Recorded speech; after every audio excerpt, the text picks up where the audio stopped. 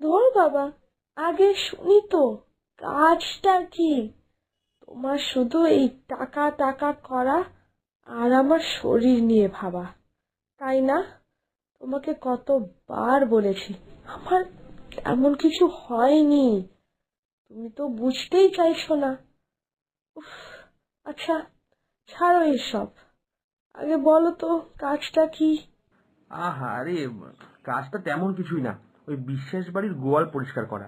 তুমি তো জানো বিশ্বাস বাড়িতে গরুর দুধের কত বড় ব্যবসা।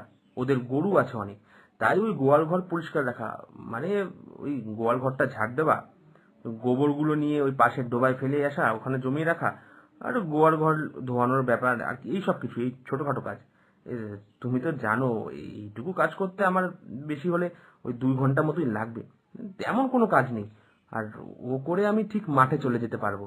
তুমি ভাবো তো গিন্নি, এখান থেকে যা টাকা আসবে, মানে ওই 3,000 টাকা দিয়ে প্রতি মাসে তোমাকে শহরে নিয়ে চিকিৎসা করাতে পারবো।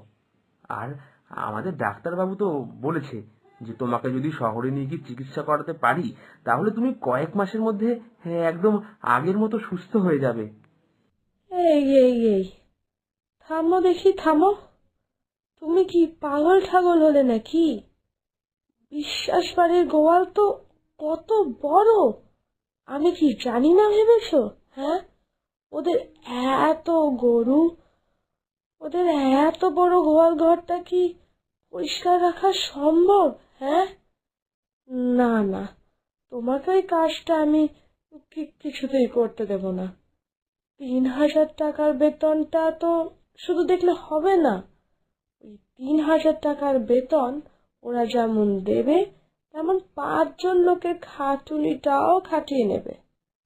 আবার এইসব কাজ সেরে নিয়ে তোমাকে মাঠেও যেতে হবে।